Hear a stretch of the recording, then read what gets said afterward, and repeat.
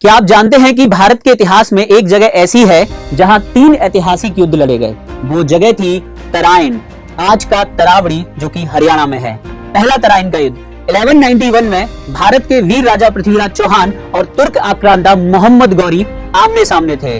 गौरी ने भटिंडा पर कब्जा किया, लेकिन तराइन के मैदान में चौहान की सेना ने उसे करारी हार दी। गौरी घायल हुआ और युद्ध भूमि से भाग खड़ा हुआ। यह विजय भारत के गौरव की पहचान बनी, लेकिन कहानी यही खत्म नहीं हुई। तराइन का दूसरा युद्ध 1192। अगले ही साल मोहम्मद गौरी दोबारा बड़ी तैयारी के साथ लौटा। इस बार उसने युद्ध से पहले गुप्त रणनीति अपनाई, रात के समय हमला किया और राजपूत सेना पूरी तरह तैयार नहीं थी।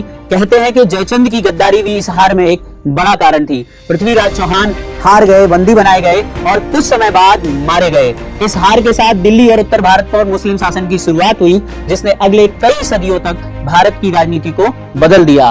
तीसरा तराइन का युद्ध 1217 ईस्वी में इल्तुतमिश बनाम यल्दोज के बीच हुआ था। साल था 1217। तराइन का मैदान एक बार फिर युद्ध का गवाह बना। इस बार मुकाबला था इल्तुतमिश, जो दिल्ली के सुल्तान थे, और यल्दोज, जो मोहम्मद गौरी का दामाद था और गजनी का शासक था।